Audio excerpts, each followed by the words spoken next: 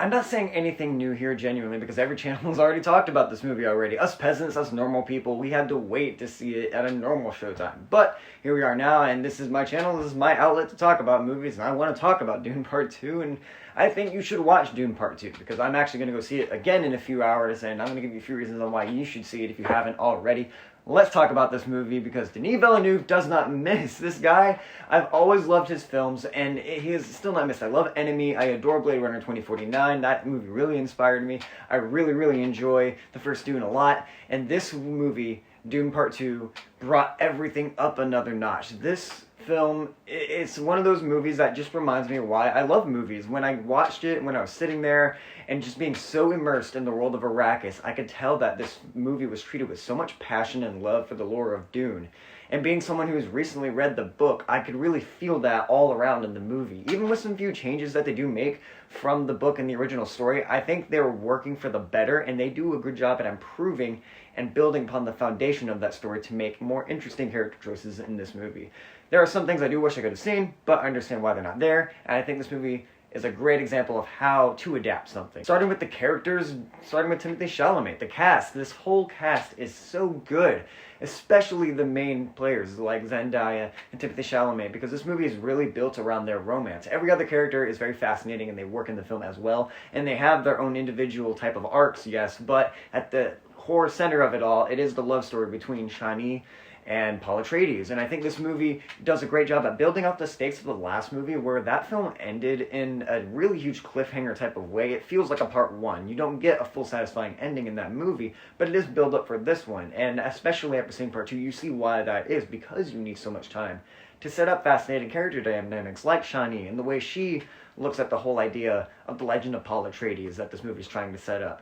You see, when this movie with the world building, there's all these people like the Freemen and the Bene Gesserits. The Bene Gesserits are essentially manipulating a story about the idea of a chosen one or a new Messiah, Savior to come type of figure, and that is what the Freemen, certain parts of them believe. And I do like how this movie shows that Chani is an example of showing a different set of beliefs among the Freeman people.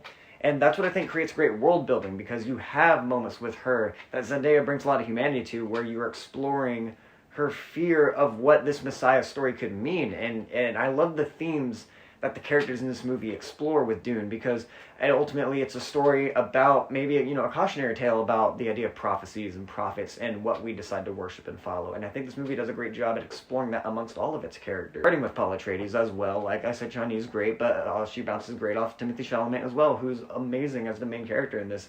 And I like that here Timothée Chalamet brings a sense of grounded fear to the role. He's afraid to accept this idea, because who wouldn't be? An entire civilization of people almost is worshiping you and saying that you're the one that's going to lead us to paradise or safety. I cannot imagine what that pressure would be like, and that type of character trait is really fascinating, because I don't think this movie is following the traditional sense of the hero's journey or the idea of like the chosen one, kind of like movies like The Matrix did. I don't think it's going down that route, as much as the start of it does feel like that. Not gonna get into it too much.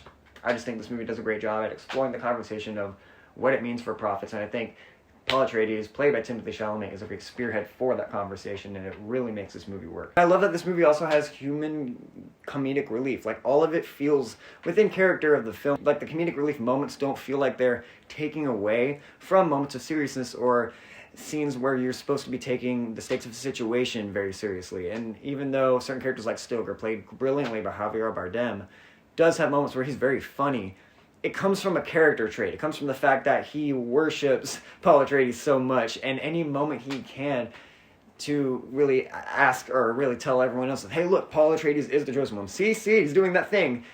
He'll take it. And it's really funny because this movie has several scenes where it explores that. It's really funny because I think Stilgar has these really human moments where he does just completely believe in Paul to an unbreakable degree in terms of his faith. And I do think it has a lot of moments where it's really funny because it does bring levity. I just appreciated the balance of humor with him, but also actual good storytelling in terms of just a friendship that forms between Paul and him, and this coming together of two different cultures, two different people from two different cultures, and I liked seeing them bond over this movie. It was such a good few hours of character development where Paul is learning how to be among the Freemen, and you're really rooting for that, and you're rooting for him to learn how to be one of them, but also you're rooting for the romance between him and Shani, and I think all of that works really well, and none of it ever feels like it's getting pushed to the wayside. None of the plot lines feel like they're ever getting taken away from each other. This movie has enough runtime to explore all of that, and I do appreciate that. There is one plot line I'll say that does feel rather rushed, and I wish we got more with it. I will say this, I do think they should have done more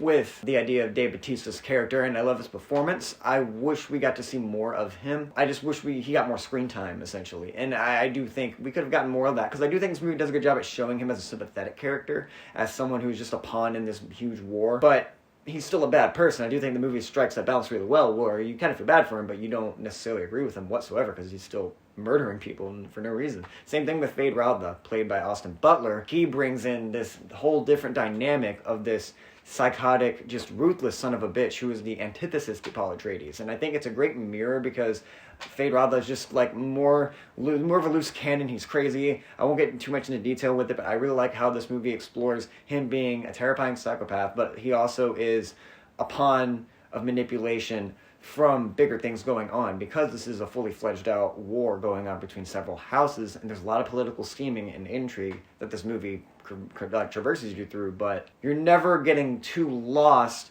because the characters anchor you in and they fascinate you to want to know what happens to them. Thus, you learn more about the world with them. Dune Part 2 does a great job at having these characters step up, and the whole story revolves around them. And I really like how this movie provides you with answers from Dune Part 1. It does feel like a giant epic movie in that sense, where all the plot lines are really excellently resolved, but not just good character work. The true star of this movie is the visual storytelling, because this movie's amped up to 11 in all of that. I love the visual storytelling in this film, and I think Denis Villeneuve, followed by the cinematographer Greg Fraser, are a match made in just movie heaven. Every film Greg Fraser touches is a piece of art, and it looks like a painting. This movie is gorgeous. Every shot is treated like the most important shot you need to see in the movie. Therefore, your eyes are always anchored in, you're always invested, and there's always something pulling your interest in as an audience member for this movie.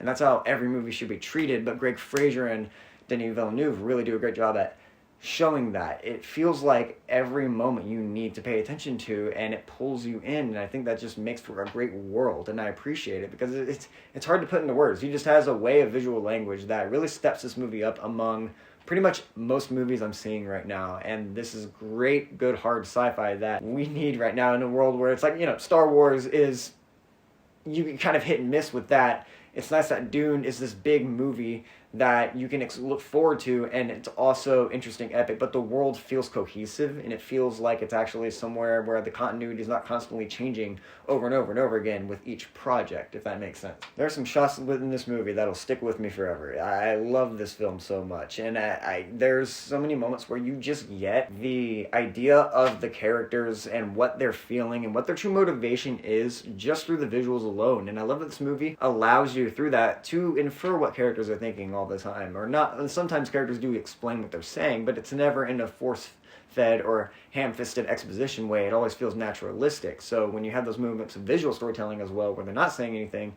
it still works. You still get a lot of moments where a character like Paul is just thinking, but you start to infer what his true motivation might be in a certain moment. And I appreciate that this is one of those movies that on a second viewing you can go back and reinterpret what they're doing. And that is something I'm really excited to do. I'm actually going to go do it in a few hours because this movie's so fucking good. Sound design is also a part of that immersion, and Hans Zimmer with the score is so euphoric. There's so many moments where when the music's just blaring, it feels like a character in and of itself. It's traversing you along the scenes. When you watch this movie on mute, you can still hear the music in your head because it's just that vivid and it sticks with you.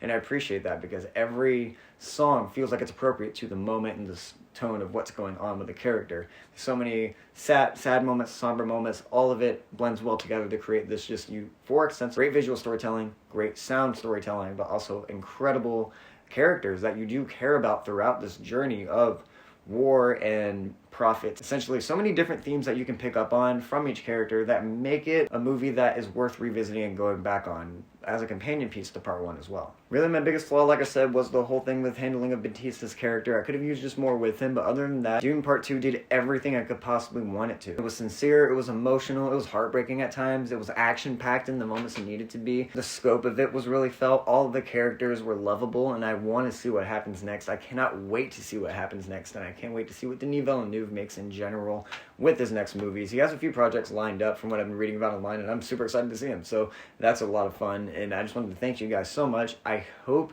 you get a chance to go see Dune Part 2. Please don't wait for streaming on this. Go see it in a theater. It is meant to be seen in the biggest IMAX screen you could possibly go to. Go check it out. Thank you so much for watching the Scatterbrain Reviews. Please subscribe if you want. We've made 2 previous recent videos. Check out our review of Madam Web if you want to do that. Did it with my roommate Nick. We had a lot of fun. But thank you so much for watching. Go watch Dune Part 2, then go see it like 3 more times just to make it as much money as it can, because I want Dune Messiah. I think we all want Dune Messiah. I hope we all want Dune Messiah, at least. I know I do. I'm just excited. Thank you for watching. Bye, guys.